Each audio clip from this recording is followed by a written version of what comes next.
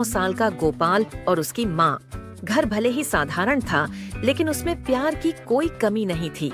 सुबह की हल्की धूप जब आंगन में फैलती, तो गोपाल अपनी माँ के पास बैठा रहता। माँ साड़ी पहने स्नेह से मुस्कुराती हुई उसके बाल सहलाती। गोपाल को लगता जैसे दुनिया की सारी खुशियाँ उसी पल में सिमट आई हो।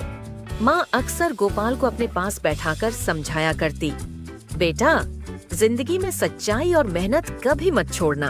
रास्ता चाहे कितना भी कठिन हो, यही तुम्हें आगे ले जाएंगे। गोपाल ध्यान से उनकी बातें सुनता। माँ की हर बात उसके दिल में उतर जाती, जैसे बीज धरती में उतरता है। कई बार गोपाल अपनी माँ को चुपचाप देखता रहता।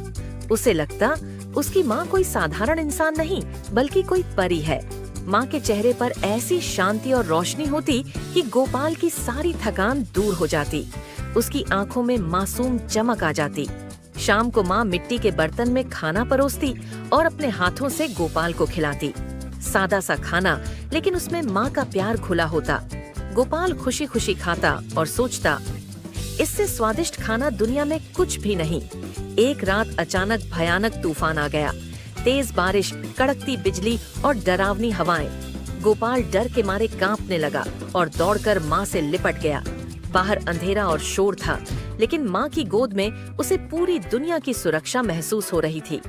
माँ ने उसके सिर पर हाथ रखा और शांत स्वर में बोली, डर मत बेटा, मैं हूँ ना।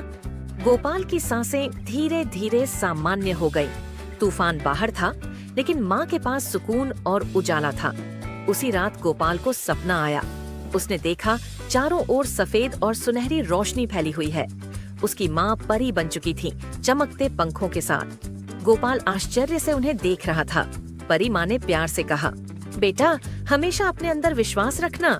जब भी कमजोर महसूस करो, याद रखना, मेरा प्यार तुम्हारे साथ है। सुबह की हल्की धूप में गोपाल की आंख खुली। उसने देखा उसकी माँ पास बैठी मुस्कुरा रही है। वही असली माँ, वही अपनापन। गोपाल ने पूछा, माँ, क्या आप परी हो? माँ की आंखों में हल्के आंसू आ गए, लेकिन चेहरे पर कोमल मुस्कान थी। उन्होंने कहा, नहीं बेटा, मैं इंसान हूँ, लेकिन माँ का प्यार किसी परी से कम नहीं होता। वक्त बीतता गया।